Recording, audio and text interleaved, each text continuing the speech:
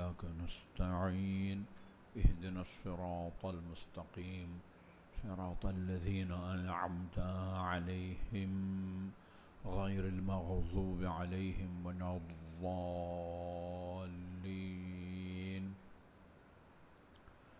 بسم الله الرحمن الرحيم. قل هو الله أحد الله الصمد لم يلد ولم يولد ولم يكن له كفوا أحد. بسم الله الرحمن الرحيم. قل هو الله أحد الله الصمد لم يلد ولم يولد ولم يكن له كفوا أحد. بسم الله الرحمن الرحيم. قل هو الله أحد الله الصمد لم يلد ولم يولد ولم يكن له كفوا أحد. اللهم صل على محمد وآل محمد. أعوذ بالله من الشيطان اللعين الرجيم. بسم الله الرحمن الرحيم. الحمد لله الذي لا يبلغ مدحته القائلون ولا يحصي نعماءه العادون، الذي لا يدركه بعد الهمم ولا يناله غوص الفتن، والصلاة والسلام على خير خلقه وأشرف بريته، الذي سمي في السماء بأحمد وفي الأرضين بأبي القاسم محمد. اللهم صل على محمد وآل محمد وعلى أهل بيته الطيبين الطاهرين الذين أذهب الله عنهم الرجس وطهرهم تطهيرا. اللهم صل على محمد وآل محمد واللعن الأبدي على أعدائهم أجمعين. أما بعد فقال الله الحكيم. بسم الله الرحمن الرحيم. إن الذين آمنوا وعملوا الصالحات سيجعل لهم الرحمن ودا. درود بھیجیے محمد وآل محمد پر. اللهم صل على محمد وآل محمد.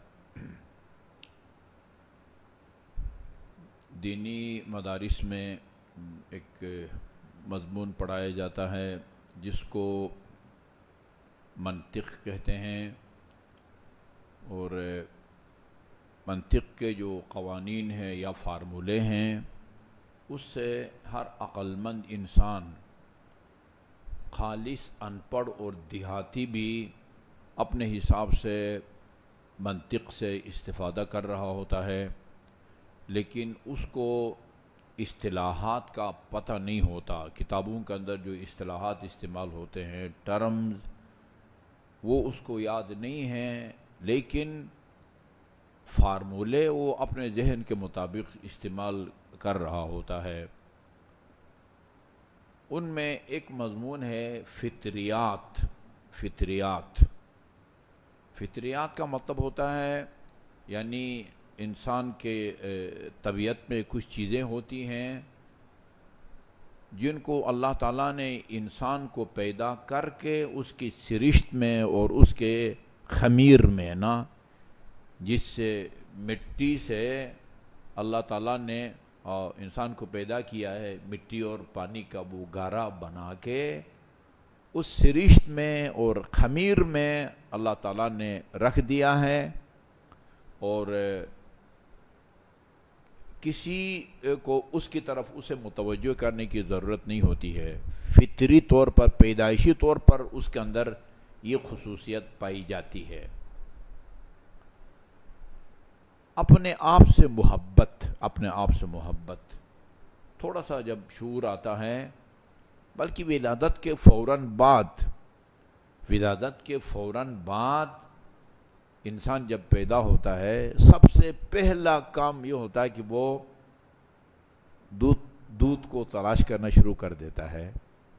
یہ اس کی فطرت میں اللہ تعالیٰ نے رکھ دیا ہے، غریزہ کے اندر رکھ دیا ہے. اس کی فطرت میں یہ ہے کہ جہاں سے دودھ نکلتا ہے اس جگہ کو وہ بچہ نومولود بچہ یا بچی اس کو پھونک نہیں مارتا، اس کو قدرت نے اس کی سرشت میں یہ رکھا ہے کہ اس مرحلے میں تم نے اس کو چوسنا ہے، اس کو پھونکنا نہیں ہے۔ یہ اس کو کس نے سکھایا ہے؟ اس زندگی کے اس مرحلے میں جب ابھی تازہ وہ شکم مادر سے باہر آیا ہے، جی اس کے سرشت میں رکھ دیا ہے کہ وہ اپنے آپ سے محبت کے نتیجے میں وہ یہ کام کرتا ہے۔ اچھا جی، والدین کے دل میں اولاد کی محبت کو بھی اللہ تعالیٰ نے رکھا ہے۔ یہ صرف انسانوں تک محدود نہیں ہے، حیوانات بھی اپنے بچوں سے محبت کرتے ہیں۔ والدین کو ماں یا باپ کو نہیں کہنا پڑتا کہ یہ تیرا بیٹا ہے یا تیری بیٹی ہے، اس سے محبت کر، نہ اولاد کو یہ بتانا پڑتا ہے کہ یہ تیرا باپ ہے یہ تیری ماں ہے، اس سے محبت کر۔ اولاد سے محبت کو اللہ نے والدین کی سرشت اور خمیر میں رکھ دیا ہے، اور والدین سے محبت کو اللہ تعالیٰ نے اولاد کی سرشت خمیرے میں اور اس کی فطرت میں رکھ دیا ہے۔ یہ فطری چیز ہے۔ دوسری فطری چیز، انسان وہ کمال دوست ہوتا ہے، کمال دوست۔ علم ایک کمال ہے، شجاعت ایک کمال ہے، سخاوت ایک کمال ہے، عدل اور انصاف بھی ایک کمال ہے۔ دنیا میں ہر عقل مند انسان با کمال سے محبت کرتا ہے، وہ کمال علم کی صورت میں ہو، سخاوت کی صورت میں ہو جی، یا عدالت کی صورت میں ہو۔ انسان کمال دوست ہوتا ہے، انسان جمال دوست ہوتا ہے۔ خدا نے انسان کی فطرت میں رکھ دیا ہے کہ وہ جمال سے، خوبصورتی سے محبت کرتا ہے۔ وہ خوبصورتی کسی انسان کی چہرے کے اوپر ہو یا ایک اچھے منظر، تفریح گاہ، آپ مختلف علاقوں میں جاتے ہیں تفریح کے لیے، وہ اس سے آپ کے دل میں ایک کشش پیدا ہوتی ہے۔ اللہ تعالیٰ نے انسان کی فطرت میں رکھ دیا ہے۔ یہ جو آیہ کریمہ ہے، آیہ مودت، جس کی طرف میں نے کل اشارہ کیا تھا، سورہ شورا کی آیت نمبر 23، اس میں اللہ تعالیٰ نے اپنے حبیب سے فرمایا ہے کہ لوگوں سے کہے کہ یہ جو میں نے تبلیغ کی ہے، تمہاری خاطر میں نے تکلیفیں برداشت کی ہیں، میں اس کا تم سے کوئی اجر نہیں مانگتا سوائے قریبی رشتہ داروں سے محبت کے۔ اور عجیب بات یہ ہے کہ بعض انبیاء کے بارے میں ہے، قُلْ لَا أَسْأَلُكُمْ عَلَيْهِ أَجْرًا إِنْ أَجْرِيَ إِلَّا عَلَى اللَّهِ۔ یہ بہت غور طلب آیہ کریمہ ہے۔ اللہ تعالیٰ نبی سے کہہ رہا ہے، ان حضرت سے نہیں، کسی اور نبی سے کہہ رہا ہے، قُلْ لَا أَسْأَلُكُمْ عَلَيْهِ أَجْرًا۔ اور نبیوں نے بھی تبلیغ کی ہے اپنی امت کی ہدایت کے لیے، صرف ہمارے نبی کے لیے نہیں کی ہے۔ آدم سے لے کر عیسیٰ موسیٰ تک وہ 1,24,000 انبیاء نے بھی تبلیغ کی ہے لوگوں کی ہدایت کے لیے۔ ابن حضرت اسحاق ہے، کسی نبی سے ہے، قُلْ لَا أَسْأَلُكُمْ عَلَيْهِ أَجْرًا، میرے حبیب، میرے نبی، ان لوگوں سے، اپنی امت سے کہو کہ میں تم سے اپنی تبلیغ کا کوئی اجر، کوئی مزدوری، کوئی معاوضہ نہیں لیتا، بس یہ نہیں فرمایا، مگر میرے قریبی رشتہ داروں سے محبت کے۔ یہ خود ایک توجہ طلب نکتہ ہے، یعنی باقی انبیاء کے کوئی قریبی رشتہ دار نہیں تھے، ان کا کوئی نواسا، ان کی کوئی بیٹی، ان کا کوئی داماد، ان کا کوئی چچزاد، وہ سارے کے سارے وہ لاوارث تھے، ان کا کوئی بھی نہیں تھا۔ باقی انبیاء کے بارے میں ہے، کہیں کہ میں تم سے اپنی تبلیغ کا کوئی اجرت نہیں مانگتا، اور ہمارے نبی سے یہ فرمانا کہ ان سے کہو کہ قریبی رشتہ دار، جیسے میں نے عرض کیا، جی پوچھا گیا تھا کہ قریبی رشتہ دار کون ہے، تو علی، فاطمہ اور حسن اور حسین کا نام لیا نا۔ اس کا مطلب یہ ہے کہ یہ صرف آن حضرت سے یہ کہنا، لوگوں سے کہو قریبی رشتہ داروں سے محبت کے علاوہ میں تم سے کوئی اجر نہیں مانگتا، اس کا مطلب یہ ہے کہ اس محبت سے مراد وہ محبت نہیں ہے جو کسی بھی باشعور یا عقل مند انسان میں کمال کو دیکھ کے خود بخود پیدا ہو جاتی ہے. یہ اس سے بڑھ کے ایک اور جو ہے نا وہ مرحلے کی وہ محبت ہے. قُلْ لَا أَسْأَلُكُمْ عَلَيْهِ أَجْرًا إِلَّا الْمُحَبَّةَ. لہذا ہم اہل بیت اطہار سے محبت کی درجہ بندی کرتے ہیں. درجہ بندی سب سے ادنا جو محبت ہے اہل بیت اطہار سے وہ ہے جو بعض منکرین خدا کے دلوں میں بھی پائی جاتی ہے. ہم اس کی تفصیل میں نہیں جاتے. خدا کے منکر ہیں لیکن تاریخ اسلام کو پڑھا ہے انہوں نے، اور اہل بیت اطہار علیہ السلام خصوصاً امیر المومنین کے وہ کمالات کو پڑھا ہے، آپ کی عدالت کی داستانوں کو پڑھا ہے، آپ کے عبادت کی داستان، آپ کے سخاوت کی داستانوں کو پڑھا ہے. وہ امیر المومنین سے محبت کرتے ہیں، امام حسین سے محبت کرتے ہیں.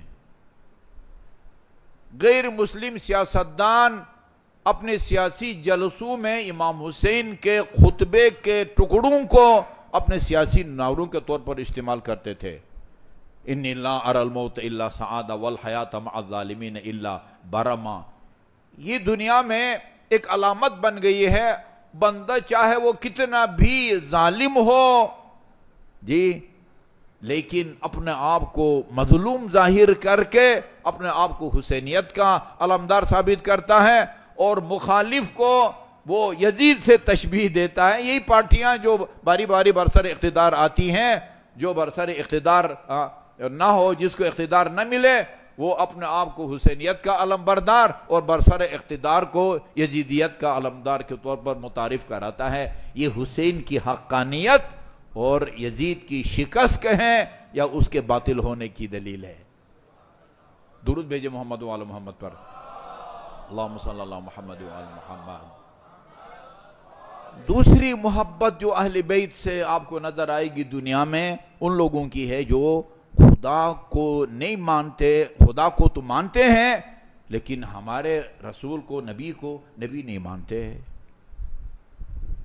اب میرے خیال میں دنیا میں زیادہ آبادی مجموعی طور پر خدا کے منکرین کی ہے نا؟ کیا خیال ہے؟ روس کی اکثریت خدا کے منکرین کی ہے. دنیا میں سب سے زیادہ آبادی کس کی ہے؟ چین کی ہے.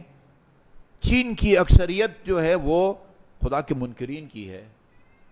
اس کے بعد آبادی میں دوسرے نمبر پر عیسائیوں کی ہے. عیسائیوں کی ہے. وہ اللہ کو تو مانتے ہیں، وہ اہل کتاب ہیں.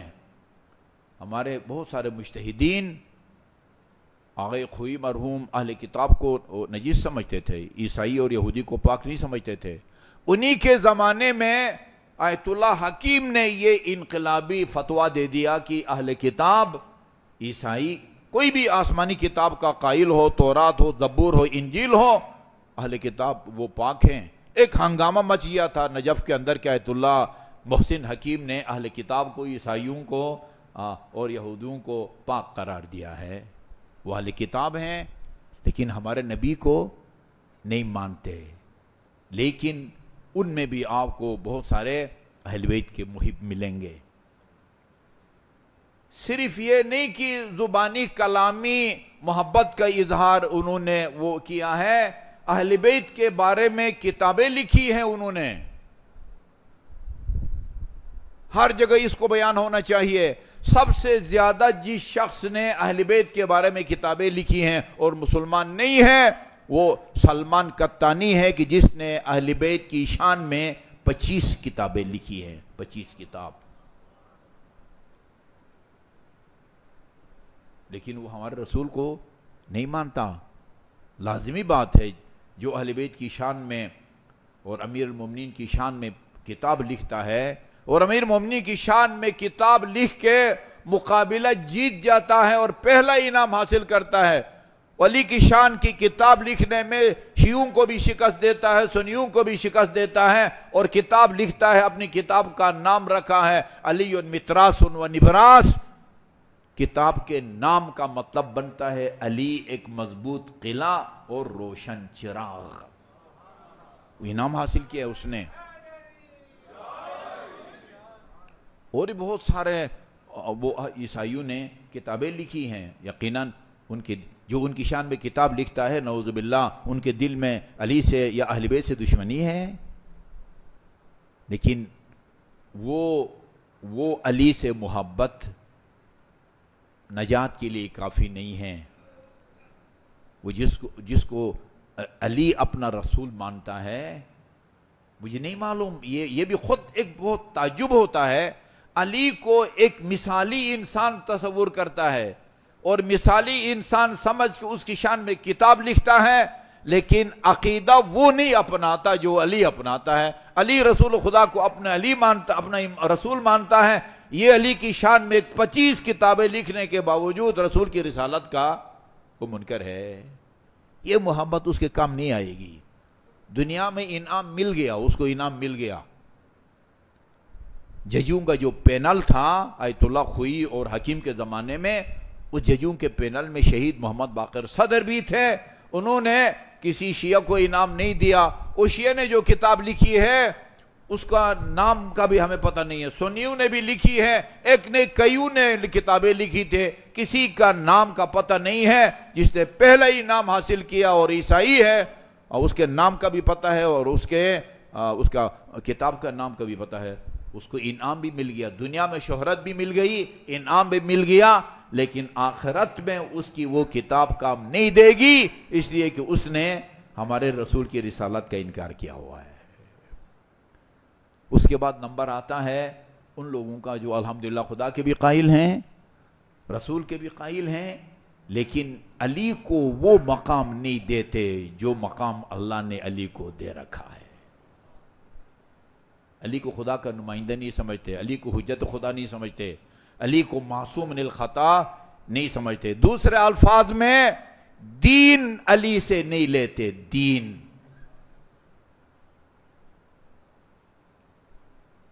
اچھا جی، یہ تین طبقے ہو گئے۔ تیسرا طبقہ مجھے آپ کہنے دیں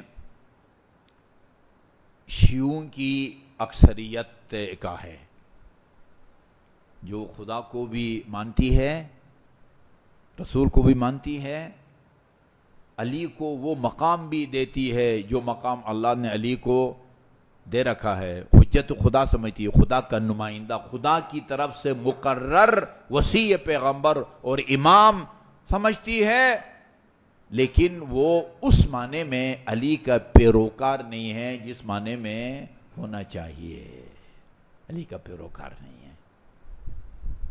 نمونے تو آپ کو بہت سارے ملیں گے نا،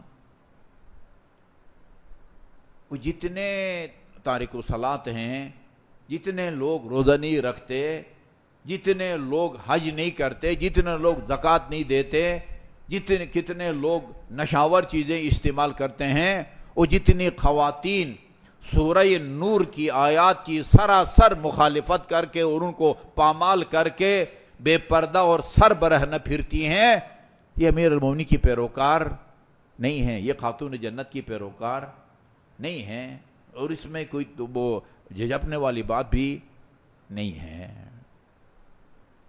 کون سی محبت کام دے گی؟ کون سی محبت کام دے گی؟ البتہ یہ عرض کروں کہ یہ جو محبت ہے، جہاں علی سے محبت کے باوجود اور علی کو اپنا پیشوا ماننے کے باوجود جی علی کا اطاعت گزار نہیں ہے، یہ نہیں کہہ سکتے کہ اس کی محبت کوئی کام نہیں دے گی۔ نہیں، محبت کام دے گی، امامت کا اور ولایت کا اقرار یہ کام دے گا، لیکن وقت لگے گا، وقت لگے گا۔ اپنا حساب کتاب دینے کے بعد، وہ کفارہ ادا کرنے کے بعد یقیناً اس کو نجات ملے گی۔ ایک روایت ہے جو روضۃ الکافی میں ہے، امام محمد باقر علیہ السلام کا زمانہ تھا، اللہم صلی علی محمد وآل محمد، بہت دلچسپ اور ایمان افروز روایت ہے۔ امام محمد باقر کا زمانہ ہے، وہ راوی کہتا ہے کہ یہ حکیم بن عینہ غالباً کہتے ہیں کہ ہم امام محمد باقر علیہ السلام کی خدمت میں بیٹھے ہوئے تھے اور آپ کا حجرہ مومنین سے، شیعوں سے اور آپ کو امام ماننے والے مومنین سے بھرا ہوا تھا، چھلک رہا تھا آپ کا گھر۔ اتنے میں ہم نے دیکھا ایک بزرگ وہ لوہے کے عام ایک عصا کا سہارا لیتے ہوئے آ کے کھڑے ہو گئے، کوئی قیمتی بادام کا یا زیتون کا نہیں، عام ایسے لوہے کا عصا تھا، اور اس کا سہارا لے کے سامنے کھڑے ہو کے سب سے پہلے براہ راست امام علیہ السلام کو سلام کیا، السلام علیکہ یا ابن رسول اللہ۔ آپ نے اس کو سلام کا جواب دیا، وعلیکہ السلام۔ اس کے بعد پھر اس نے باقی لوگوں سے مخاطب ہو کے ان کو سلام کیا، السلام علیکم مثلا ایھا المؤمنین، انہوں نے الگ سلام کیا، امام کو الگ سلام کیا، اور اس کے بعد جو حاضرین تھے مومنین ان کو الگ سلام کیا، اور سلام کرنے کے بعد کہا فرزند پیغمبر میری آپ کے سے درخواست ہے، یعنی اصولی طور پر اس کو آ کے جب حجرہ مومنین سے بھرا پڑا ہے، جدھر دروازے کے ساتھ جگہ ملتی ادھر بیٹھ جاتا، کہا ایسا نہیں کیا، پہلے امام کو پھر تمام مومنین کو سلام کر کے امام کی خدمت میں عرض کیا کہ مجھے اپنے پاس جگہ بنا کے دیں، اپنے پاس۔ امام نے اس کو اپنے پاس جگہ بنا کے دی۔ کہا فرزند پیغمبر میرے آنے کا مقصد یہ ہے کہ میں آپ کو اپنا عقیدہ سنانا چاہتا ہوں، اگر عقیدہ میرا ٹھیک ہے تو اس کی تائید فرمائیں، اس کی تصدیق فرمائیں، اگر خدا نخواستہ میرے عقیدے میں کوئی غلطی ہے اس کی اصلاح فرمائیں تاکہ میں آپ سے اپنا عقیدہ ٹھیک کر کے جاؤں۔ فرمایا سناؤ، اپنا عقیدہ سناؤ۔ سب سے پہلے ظاہر ہے خدا کا قائل ہے، رسول کا قائل ہے، یہ اس کا مطلب یہ تھا کہ یہ جہاں سے یہ میرا تبصرہ ہے، مجھے امید ہے آپ تائید کریں گے، یعنی جہاں سے یہ راستے بدلتے ہیں نا، جہاں پہنچ کے فرقے بنتے ہیں، اس کے بعد سے جو عقیدہ انسان کو ہونا چاہیے اس مرحلے پر اس عقیدہ کو بیان کیا۔ اللہ کو مانتا تھا، اللہ کی وحدانیت کو مانتا تھا، آن حضرت کو وہ خاتم الانبیاء بھی مانگتا تھا۔ اس کے بعد کے فرمایا انی احبکم، فرزند پیغمبر انی احبکم۔ یہ دیکھیے بڑی غور سے آپ سنیے کہ کس طرح کی محبت ہے جو انسان کو ائمہ معصومین کے جوار میں جگہ دلاتی ہے۔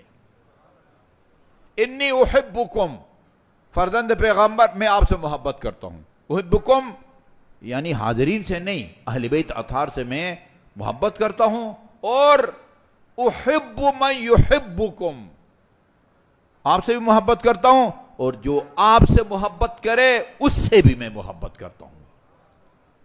یہ غالباً پہلے دن میں نے سنائی تھی جی، یہ روایت، اس کا متن بالکل یہی متن ہماری کتابوں میں بھی ہے اور اہل سنت برادران کی کتابوں میں بھی ہے۔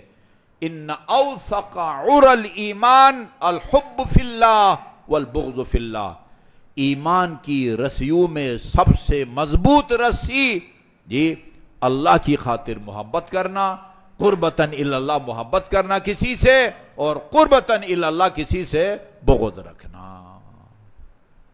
انی احبکم، میں آپ سے محبت کرتا ہوں، وَأُحِبُّ مَن يُحِبُّكُمْ، اور جو آپ سے محبت کرتا ہے اس سے بھی میں محبت کرتا ہوں۔ پھر لا لطمعن فی دنیا، لیکن آپ سے محبت وہ دنیا کے کسی لالچ میں نہیں کرتا۔ اہل بیت سے محبت کروں گا تو وہ مجھے کوئی درہم دیں گے، دینار دیں گے، پلاٹ دیں گے، نہیں۔ لا لطمعن فی دنیا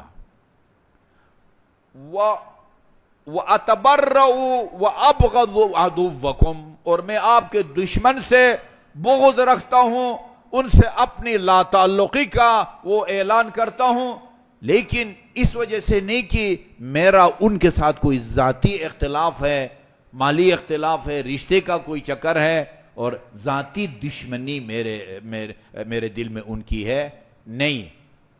آپ سے دشمنی کی وجہ سے ان سے دشمنی رکھتا ہوں. آپ کے دشمن سے اس لیے میں دشمنی رکھتا ہوں، آپ سے بغض رکھنے والے سے اس لیے بغض رکھتا ہوں کہ وہ آپ سے بغض رکھتے ہیں، آپ سے بغض رکھتے ہیں.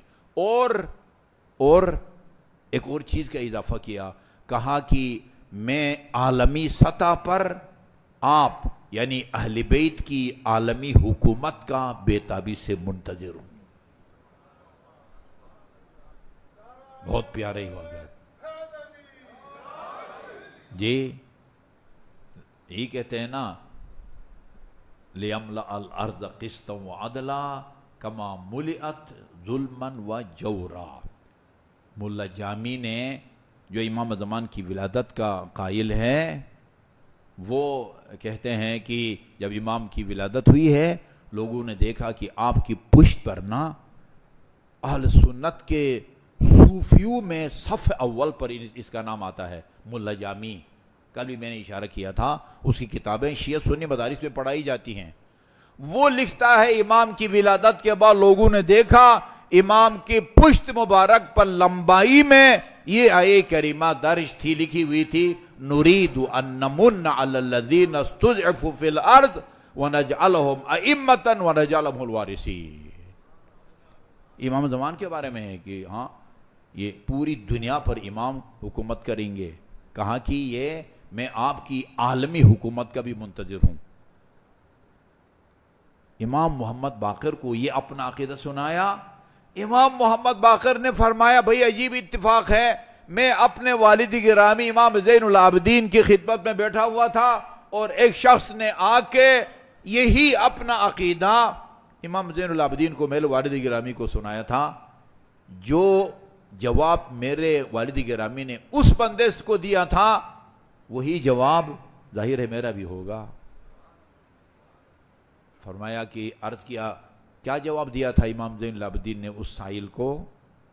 فرمایا تھا جس کا یہ عقیدہ ہو نا، اس کی روح جب یہاں تک پہنچے گی، کرامن کاتبین، وہ فرشتے جو انسان کے اعمال کو لکھتے ہیں، وہ اس کو جنت کی بشارت دیں گے، جس کا یہ عقیدہ ہو. اور جس کا یہ عقیدہ ہو، ہم سے بھی محبت کرتا ہو، ہمارے محبین سے بھی محبت کرتا ہو، دنیا کی لالچ میں نہیں، فی سبیل اللہ، اور ہمارے دشمنوں سے بغض رکھتا ہو، ان سے اپنی لا تعلقی کے اعلان کرتا ہو، اور ہماری عالمی حکومت کا بھی منتظر ہو، وہ رسول خدا امیر المومنین امام حسن اور امام حسین، اور امام زین العابدین نے اپنا بھی نام لیا، رسول خدا امیر المومنین امام حسن امام حسین، اور میں زین العابدین کے جوار میں اللہ تعالیٰ اس کو مقام دے گا روزہ قیامت، جس کا یہ عقیدہ ہو. یہ بندہ اتنا خوش ہوا. آپ کو بھی جب کسی شاعر کا، ذاکر کا یا منقبت خان کا کوئی مصرع پسند آئے تو کہتے ہیں نا مکرر دوبارہ پڑھیں. پنجاب میں کہتے ہیں ول پڑھ، دوبارہ پڑھیں. عرض کیا مولا اس جواب کو ذرا دہرائیں گے کہ جس کا یہ عقیدہ ہو، آپ سے محبت رکھتا ہو، آپ کی محبین سے بھی محبت رکھتا ہو فی سبیل اللہ، اور آپ کے دشمن سے بغض رکھتا ہو، اور آپ کی عالمی حکومت کا بھی پر بھی ایمان رکھتا ہو، بلکہ بےتابی کا منتظر ہو، اس کا یہ مقام ہوگا. امام نے دہرایا اس عقیدے کو، امام نے دہرایا، اس نے خود بھی دہرایا اور دہرا کے امام سے تصدیق لی، اور تصدیق لے کے جب جانے لگا تو یہ راوی کہتا ہے کہ وہ چلا گیا اور امام علیہ السلام نے وہ اپنی گفتگو روک دی اور اس کی پشت پر اپنے نگاہوں کو مرکوز رکھا، اور جب وہ بندے خدا حد نگاہ سے غائب ہو گیا، اجل ہو گیا، تو ہم سے کہا کہ تم میں سے کوئی اگر کسی اہل جنت کو، بہشتی کو زمین کے اوپر چلتا ہوا دیکھنا چاہتا ہے، یہ جنتی جا رہا ہے، خود جا رہا ہے. یا علی، خدا کا شکر کریں کہ اللہ تعالیٰ نے ہمیں ایسے گھرانے میں پیدا کیا ہے. میں اکثر کہا کرتا ہوں ہمیں خدا کا شکر کرنا چاہیے، بہت بڑی نعمت ہمارے پاس ہے، لیکن ہمارا اتنا کمال نہیں ہے جتنا وہ لوگ باکمال ہیں جو آج کل کے پرآشوب دور میں تاریخ کو پڑھ کے اہل بیت اطہار علیہ السلام کے فضائل اور مناقب کو مطالعہ کر کے آج کے اس خطرناک دور میں مکتب اہل بیت میں آ رہے ہیں۔ میں ایک بہت ذمہ دار آدمی ہیں، تیونس کے ہیں، احمد سلمان، اس کے 4-5 منٹ کی کلپ سن رہا تھا۔ وہ کہتے ہیں کہ جو ابو بکر بغدادی تھا نا، ابو بکر بغدادی، اس کا استاد قرآن جس سے اس نے قرآن کو سیکھا تھا، قرآن کے تفسیر کو سیکھا تھا، اس نے مذہب اہل بیت کو اختیار کیا ہے۔ ابو بکر بغدادی کا استاد، اس لیے امام جعفر صادق علیہ السلام سے جب کوئی بندہ آیا، اللہم صلی اللہ علیہ محمد وعلی محمد، سائل آیا تھا امام کی خدمت میں، مولا میں نادار ہوں، میری مدد فرمائیں۔ نادار، مالدار، نادار، زمیندار۔ زمیندار کا مطلب یعنی جو زمین رکھتا ہو، جس کے پاس زمین ہو۔ مالدار فارسی کا لفظ ہے نا، داشتن یعنی رکھنا، مالدار مال رکھتا ہے جی، اچھا جی، زمیندار زمین رکھتا ہے، نادار جس کے پاس کچھ بھی نہیں ہے، جس کو کچھ بھی نہیں ہے۔ میں نادار ہوں، میرے پاس کچھ بھی نہیں ہے، میری مدد کریں۔ امام علیہ السلام نے فرمایا، اس خداداد نعمت کی طرف اس کو متوجہ کیا کہ جس کا اس کو احساس نہیں تھا۔ کچھ نعمتیں ہیں خدا کی، یہ دسترخوان پر نعمتیں آتی نہ کھانے پینے کی، سفید گوشت، سیاہ گوشت، وہ پھل، یہ پھل، ان کے نعمت ہونے کا ہم کو احساس ہوتا ہے، لیکن ان سے بہت زیادہ قیمتی نعمتیں ایسی ہیں کہ ان کے نعمت ہونے کا ہم کو احساس نہیں ہے۔ امام جعفر صادق علیہ السلام کی کتاب ہے، یہ دکان پہ مل جائے گی، آپ پڑھیں اس کو، توحید مفضل کو پڑھیں۔ توحید مفضل وہ لیکچر ہیں جو وہ مفضل بن عمر کو امام علیہ السلام نے دیے ہیں، جس میں ملحدین اور منکر خدا کے خلاف امام نے دلائل دیے ہیں۔ انسان کے اندر قدرت کی جو نشانیاں ہیں اس کی طرف امام نے متوجہ کیا ہے۔ انسان کے اندر 2 خدا کی نعمتوں کی طرف متوجہ کیا ہے، ایک حافظہ، تھوڑی دیر کے لیے اگر آپ فرض کریں کہ آدمی کا حافظہ ختم ہو جائے، ایسے لوگ موجود ہیں جو ابھی ماں باپ کو بھی نہیں پہچانتے، کچھ یاد نہیں ہے، ناشتہ کر کے آدھے گھنٹے کے بعد بہت سارے بزرگ کہتے ہیں کہ بھائی آج کوئی ناشتہ کی کوئی خبر نہیں ہے۔ ایبٹ آباد میں تھے ہمارے مدرسے میں، میں جب جامع المنتظر میں تھا وہاں پڑھتے تھے، سید تھے، وہ ایک بیماری کے نتیجے میں بیچارے کا حافظہ ختم ہو گیا۔ میں کبھی کبھی جاتا تھا ان کی عیادت کے لیے، میں نے ان سے پوچھا ایک دفعہ کہ بھئی وہ موسوی سید تھے، آپ نے مجھے پہچانا؟ جی میں نے آپ کو پہچانا ہے۔ میں کون ہوں؟ ایک برادر مومن ہے، 3-4 سال لاہور میں وہ مجھ سے پڑھتے رہے، ایک برادر مومن ہے۔ حافظہ ایک نعمت ہے، راستہ بھول جاتا ہے، لوگوں کو بھول جاتا ہے، سب کچھ بھول جاتا ہے، نماز بھول جاتا ہے۔ صادق آل محمد فرماتے ہیں حافظہ ایک نعمت ہے، اور حافظہ سے بھی بڑھ کے اس سے بھی زیادہ قیمتی چیز ہے نسیان۔ بھولنا بھی ایک نعمت ہے۔ بھولنا اگر نعمت نہ ہو تو انسان جب اپنے کسی عزیز کا جو ہے نا وہ داغ دیکھتا ہے نا مفارقت کا، اس وقت جو ایک آدمی کا جوان سال بیٹا اگر فوت ہو جاتا ہے، اس وقت اس کی کیا کیفیت ہوتی ہے؟ کچھ لوگ تو اس جوان سال کی مفارقت کے نتیجے میں نے سنا ہے خصوصاً کوئٹہ کے بارے میں، وہ بم دھماکوں میں جو شہید ہوئے جوان، بعض کی مائیں جو ہے نا وہ ہارٹ اٹیک ہو گیا، وہ اس دنیا سے رخصت ہو گئی۔ یعنی ہم سب نے کسی نہ کسی نے اپنے کسی عزیز کی فراق کا صدمہ دیکھا ہے؟ ماں باپ بہن بھائی کسی کا جوان سال بیٹا مر جائے اس وقت اور اس دن اس کی جو کیفیت ہوتی ہے، دوسرے دن تیسرے دن چند دن تک اگر وہ کیفیت باقی رہے تو اس کا کیا نتیجہ نکلے گا؟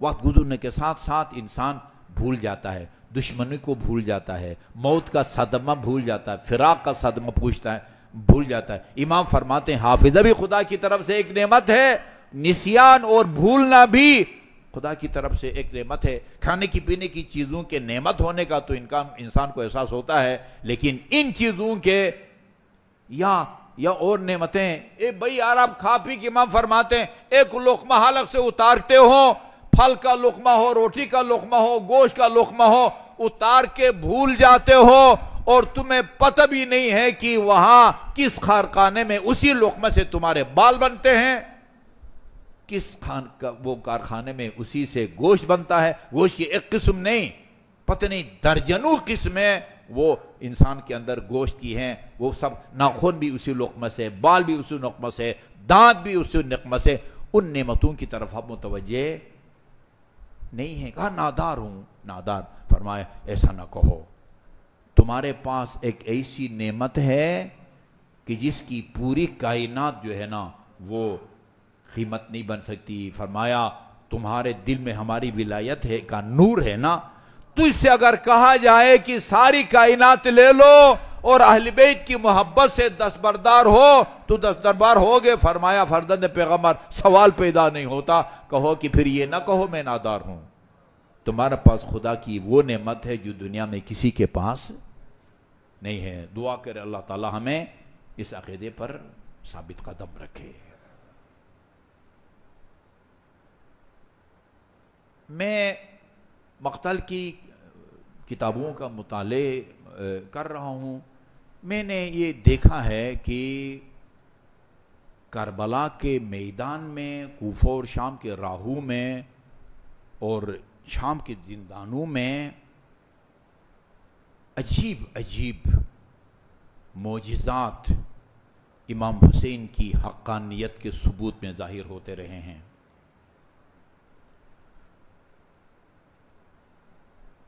یعنی اس سے بڑھ کے اور کیا وہ معجزہ ہو سکتا ہے کہ ایک آدمی جس کو شہید کیا گیا ہے، سر قلم کیا گیا ہے، گھوڑوں کے ٹاپوں کے نیچے جس کے بدن کو پامال کیا گیا ہے، یہ خدا کے متکلم ہونے کا مطلب ہم بتاتے ہیں طلباء کرام کو۔ خدا متکلم ہے، خدا کے صفات ثبوتیہ میں سے ایک صفت خدا متکلم ہے، خدا عالم ہے، خدا قادر ہے، خدا مدرک ہے، خدا متکلم ہے۔ کیا خدا اس طرح کا متکلم ہے جس طرح میں اور آپ متکلم ہیں؟ ہمارا تو منہ ہے، ہمارے منہ میں دانت ہیں، دانتوں کے درمیان میں زبان ہے، حلق ہے، حنجرہ ہے، اس کے ذریعے ہم حروف کے جملے بناتے ہیں، جملے سے عبارتیں بناتے ہیں۔ اللہ کے متکلم ہونے کا مطلب یہ ہے کہ وہ جس میں چاہے کلام کی طاقت پیدا فرمائے۔ درخت میں اللہ تعالیٰ نے انا الحق کی آواز بلند کرنے کی طاقت عطا فرمائی۔ سب سے پہلا معجزہ جو کربلا میں ظاہر ہوا وہ یہ کہ حسین کے کٹے ہوئے رگوں کو خدا نے یہ طاقت دی، آپ کو یاد کریں اور آپ کا نام لے کے کہیں شیعتی، اے میرے شیعو مہما شربتم ما عذب فذکرونی، جب کبھی کوئی ٹھنڈا میٹھا پانی پیو اپنے پیاسے امام کو یاد کر کے رو لیا کرو۔ وہ روایت غالباً میں نے کسی دن سنائی ہے، فرمایا امام نے جو پانی پیے نا، پانی پیے اور پانی پی کے حسین کو یاد کرے، سلام اللہ علی الحسین، اور حسین کے قاتل پر لعنت بھیجے، اللہ تعالیٰ آپ کو اس مختصر عمل کے نتیجے میں آپ کے نامہ اعمال میں 1,00,000 نیکیاں لکھتا ہے، 1,00,000 برائیوں کو مٹا دیتا ہے، 1,00,000 درجات آپ کے بلند فرماتا ہے، اور راہ خدا میں 1,00,000 غلاموں کو آزاد کرنے کا اجر اور ثواب عطا فرماتا ہے۔ کس کے نتیجے میں؟ پانی پی کے میں نے کہا اپنے چھوٹے چھوٹے بچوں کو جو ہے نا حسین کا نام جو ہے نا ابا بابا ماما سے پہلے اس کو حسین کا نام یاد کرائیں اور اس کے جب بھی پانی پیو ہاں یا حسین کہو یا حسین، بڑے ہونے کے بعد بھی اس عبادت اور ذکر کو جاری رکھ سکے۔ مہما شریف تم ما ادبن فذکرونی، اس کے بعد فرمایا اس سے اندازہ ہوتا ہے کہ کتنا بڑا صدمہ تھا اصغر کی شہادت اور پیاس کا امام کے دل کے اوپر۔ شیعوں سے مخاطب ہو کے فرماتے ہیں شیعہ لیتکم فی یوم عاشورا جمیعا تنظرونی، میرے شیعوں کاش تم عاشور کے دن ہوتے اور دیکھتے کیف استسقی لطفلی فابوا ان یرحمونی، کس طرح میں ان اشقیاء سے ایک ایک پانی کا قطرہ اسے تشنہ لب کے لیے مانگتا رہا مگر رحم کرنے سے انکار کیا۔ اس کے بعد فرمایا وَأَنَبْ سِبْتُ الَّذِي مِنْ غَيْرِ جُرْمٍ قَتَلُونِي، میں رسول کا وہ نواز ہیں۔ یہ شہادت کے بعد کے ہیں، روح حسین کو اللہ تعالیٰ نے وہ مرثیہ پڑھ کے آپ تک پہنچانے کی اجازت دی اور طاقت دی۔ وَأَنَا سِبْتُ الَّذِي بِغَيْرِ جُرْمٍ قَتَلُونِي، میں وہ نواسی پیغمبر ہوں جس کو بے جرم و خطا پیاسا شہید کیا گیا۔ اور آخر میں فرمایا وَبِجُرْدِ الْخَيْلِ بَعْدَ الْقَتْلِ عَمْدًا سَحَقُونِي، تم سنو گے میرے شیعوں کہ تمہارے امام کی لاش پر گھوڑے دوڑائے گئے، کہیں یہ نہ سمجھنا جنگ کا عالم تھا، کسی کو کسی کی خبر نہ تھی، ایسی بے اختیار یہ ستم ہو گیا ہوگا، نہیں۔ وَبِجُرْدِ الْخَيْلِ بَعْدَ الْقَتْلِ عَمْدًا سَحَقُونِي، ان ظالموں نے جان بوجھ کے تمہارے امام کے لاشے کو گھوڑوں کے پامال سے پامال کیا ہے۔ یہ وہ معجزہ ہے۔ میں ترتیب کے بارے میں کچھ نہیں کہہ سکتا کہ یہ پہلا معجزہ ظاہر ہوا، دوسرا معجزہ میرے ایک عزیز ہیں، ابھی تازہ میرے خیال میں سال نہیں ہوا وہ قم سے فارغ التحصیل ہو کے آئے ہیں، انہوں نے ایک مرتبہ مجھ سے کہا کہ صاحب یہ مصائب نہ پڑھا کریں، لیکن کیا کریں، وہ دنیا ہمارا مذاق اڑاتی ہے کہ یہ کیوں روتے ہیں۔ مجھے نہیں معلوم جو ان مصائب کو سن کے جن کو رونا نہیں آتا ان کے پہلو میں پتھر رکھا گیا ہے، جگر کی جگہ کوئی فولاد رکھ دیا گیا ہے۔ معجزہ ہے امام علیہ السلام کو میں کہا کرتا ہوں کہ امام کی شہادت پر تمام ائمہ معصومین فخر کرتے تھے۔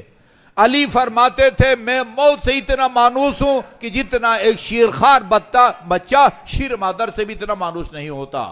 نابالغ قاسم کہتے ہیں موت میرے لیے شہد سے زیادہ شیرین ہے۔ نواسی پیغمبر فرماتے ہیں انی لا اری الموت الا سعادہ، میری نظر میں شہادت سے بڑھ کے موت سے بڑھ کے کوئی سعادت نہیں ہے۔ جو غم مصیبت ہمیں رلاتی ہے نا اور قیامت تک رلائی گئے، وہ مظلوم کربلا کا لٹنا ہے۔ اس بے دردی سے لوٹا ہے ان ظالموں نے، کاش صرف لباس لوٹنے پر اکتفا کرتے۔ حسین کو معلوم تھا کہ یہ ستم ہوگا، اور جب آخری ودا کر کے جانے لگے بہن زینب سے فرمایا ایتینی بلباس عتیق لا یرغب فیہ احد، بہن زینب کوئی ایسا پرانا سا لباس لا کے دو جس کو دیکھ کے کوئی لالچ نہ کر سکے، جس کی کوئی قیمت نہ ہو، اس کو فروخت کر کے پیسہ کمانے کے لالچ میں کہیں میرا بدن برہنہ نہ کرے۔ ایک پرانا سا کرتا دیا روایات میں ہے، اس کو مزید جگہ جگہ سے پارا کر کے امام نے زیب تن فرمایا، مگر ظالم نے اس لباس کو بھی بدن پر باقی نہ چھوڑا۔ مقتل کی کتابوں کو پڑھیں، اس ظالم کا نام ملے گا جس نے امامہ اتارا، اس ظالم کا بھی نام ملے گا جس نے ابا اتاری، اس ظالم کا بھی نام ملے گا جس نے تلوار، اس کا بھی ملے گا جس نے خود اٹھایا، اور اس ظالم کا بھی نام ملے گا جو امام کی انگلی سے انگوٹھی اتارنا چاہتا تھا، اور جب نہ اتری انگوٹھی کی خاطر امام کی انگوٹھی کو بھی انگلی کو بھی شہید کر دیا۔ یہاں تک مصائب اکثر پڑھے جاتے ہیں۔ اس سال عشرے کے دوران میں نے عبدالرزاق موسوی المکرم ان کی مقتل کا میں مطالعہ کرتا رہا ہوں۔ ابھی بھی جا کے میں یہ نماز مغربین کے بعد بھی اس کو میں نے تھوڑا سا وہ پڑھا ہے. وہ کہتے ہیں امام کے بدن پر نا ایک قیمتی کمربند تھا. وہ ایک ظالم آگے بڑھا اس کمربند کو اتارنا چاہتا تھا. یہ دوسرا معجزہ ہے. امام نے اپنا ہاتھ لا کے اس کمربند کے اوپر رکھا. اس ظالم خود کہتا ہے میں نے اٹھانے کی کوشش کی مگر مجھ سے حسین کا دائیں ہاتھ نہ اٹھا گیا. قریب میں پڑی تلوار اٹھا کے جس طرح علمدار کا ہاتھ قلم کیا گیا تھا میں نے امام کے دائیں ہاتھ کو قلم کیا. اتارنا چاہتا تھا میں نے اپنا اس امام نے بائیں ہاتھ کمربند پر رکھا. وہ مجھ سے جب نہ اٹھا تو تلوار لے کے میں نے بائیں ہاتھ قلم کیا. پھر آگے بڑھا اور بدن پر موجود آخری لباس کو جب میں اتارنے لگا کربلا میں زلزلہ آیا. زمین کانپنے لگی. میں بے ہوش ہو گیا اور جیسے ہی میں ہوش میں آیا مجھے فاقہ ہوا. میں نے دیکھا میرے سامنے رسول اللہ کھڑے ہیں, امیر المومنین بھی کھڑے ہیں, خاتون جنت بھی کھڑی ہیں اور امام حسن مجتبیٰ بھی کھڑے ہیں. مگر امام نے مظلوم کربلا نے اپنے نانا سے کوئی شکایت نہیں کی, بابا علی سے بھی کوئی شکایت نہیں کی, بھائی حسن سے بھی کوئی شکایت نہیں کی. اپنی مادر گرامی کی طرف متوجہ ہوئے اور فرمایا اماں اس ظالم نے میرے دونوں ہاتھ کاٹ دیے. فرمایا بی بی نے قطع اللہ یدے, خدا تیرے دونوں ہاتھ کاٹ ڈالے. وقطع اللہ رجلے, خدا تیرے دونوں پاؤں کاٹ ڈالے. وَأَعْمَ اللَّهُ بَصَرَكَ, خدا تجھے بینائی سے بھی محروم کر دے اور آتش جہنم میں تجھے جلائے. یہ شخص خود نقل کرتا ہے اس بی بی کے دعا کے نتیجے میں آج میں ہاتھوں سے بھی محروم ہوں, پاؤں سے بھی محروم ہوں, بینائی سے بھی محروم ہوں اور آتش جہنم کا میں منتظر ہوں. اور آخری معجزہ اگر آپ سن سکیں عزادارو, اہل سنت نے بھی لکھا ہے اور ہمارے علماء نے بھی لکھا ہے کہ نو کے نیزے پر امام کے سر مبارک نے قرآن کی تلاوت کی. افرأیتا, زید ابن ارقم کہتے ہیں میں اپنے ایک حجرے میں بیٹھا ہوا تھا, میرے حجرے کے برابر سے امام کا وہ نیزہ گزارا گیا جس کی نوک پر امام کا سر مبارک تھا. میں نے اپنے کانوں سے سنا, پہلے کہتے ہیں فتنحنحا, کھنکارنا لکھا ہوا. جب کوئی قاری قرآن کی تلاوت کرنا چاہتا ہے نا پہلے اپنے گلے کو صاف کرتا ہے. ظاہر ہے حلق میں مٹی بھی تھی, خون بھی تھا. امام نے وہ آواز دیر کی نکالی اور اپنے گلے کو صاف کیا اور پھر قرآن کی آیت کی تلاوت کی. افرأیت ان اصحاب الکہف والرقیم کانوا من آیاتنا عجبا. وہ ہلال بن معاویہ کہتے ہیں میں نے دیکھا امام علیہ السلام کا سر مبارک ایک درخت کے ساتھ آویزان تھا اور جس شخص کے پاس یہ تھا آپ نے امام علیہ السلام کے کٹے ہوئے سر سے آواز آئی, اس سے کہا فرقت بین رأسی و بدنی, تو نے میرے سر اور بدن میں جدائی ڈال دی. خدا تیری گوشت اور ہڈی میں جدائی ڈال دے, تیرے گوشت کو ہڈی سے الگ کر دے. یہ سننا تھا. عزادارو, یہ شخص کہتا ہے اس ظالم نے تعزیہ نہ اٹھایا اور امام مظلوم کے سر مبارک پر مسلسل وار کرتا رہا اور اتنا وار کیا امام کی تلاوت کی آواز بند ہو گئی. اللہ لعنت اللہ علی القوم الظالمین وسیعلم الذین ظلموا ای منقلب ینقلبون انا للہ و انا الیہ راجعون. اللہم انا نسألک باسمک العظیم العز الاجل الاکرم. یا اللہ یا اللہ یا اللہ یا اللہ یا اللہ یا اللہ یا اللہ یا اللہ یا اللہ یا اللہ یا واحد یا احد یا صمد یا من لم یلد ولم یولد ولم یکن له کفوا احد بفاطمة وابیہا وبعلہا وبنیہا وبالسر المستودع فیہا. خدا بحق محمد و آل محمد جو مومنین مومنات پریشان حال ہیں کسی بھی حوالے سے ان کی پریشانیوں کو دور فرما. جو مومنین مومنات مریض ہیں خصوصاً جو پیچیدہ امراض میں مبتلا ہیں, ایک مومنہ امیر فاطمہ ہے, ایک نسیم ایک مومنہ ہے, علی منتظر چھوٹا بچہ ہے, وہی اسد شاہ صاحب اور اسی طرح جی ایم سکندر صاحب اور ایک ہمارے بزرگ ٹرسٹی ہے ان کی اہلیہ, اور سب کو شفائے کامل اور عاجل عطا فرما.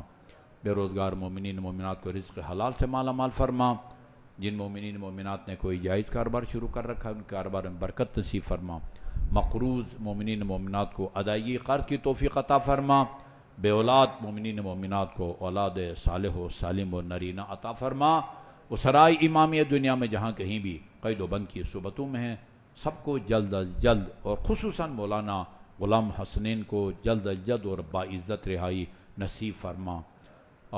رہبر معظم آیت اللہ سیستانی سرزمین ایران و عراق اور وہاں کے تمام اتباعات مقدسہ حرم جناب زینب کبریٰ کی حفاظت فرما، شام اور پارچنار کے مومنین کو اپنے حفظ و امان میں رکھ، ان کی مشکلات کو ہمیشہ کے لیے آسان اور حل فرما، بحق محمد و آل محمد اسرائیل اس کے سرپرست اور اس کے تمام سہولتکاروں کو اپنے قدرت و کاملت سے نیست اور نابود فرما، جن مومنین و مومنات کے تعاون سے یہ مجالس منعقد ہو رہی ہیں ان کے رزق حلال میں وسعت عطا فرما، ان کے جملہ مرحومین مرحومات کے گناہان صغیرہ اور کبیرہ کی مغفرت فرما، انہیں محمد و آل محمد کی شفاعت اور ان کے جوار میں مقام عطا فرما، ان کے مرحومین اور اپنے مرحومین کی انصال ثواب کے لیے سورہ فاتحہ۔ بسم اللہ الرحمن الرحیم، الحمدللہ رب العالمین الرحمن الرحیم مالک یوم الدین، ایاک نعبد و ایاک نستعین اہدنا الصراط المستقیم صراط الذین انعمت علیہم غیر المغضوب علیہم ولا الضالین۔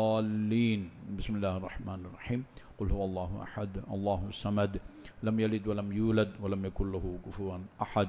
بسم اللہ الرحمن الرحیم، قل هو اللہ احد اللہ الصمد لم یلد ولم یولد ولم یکن له کفوا احد۔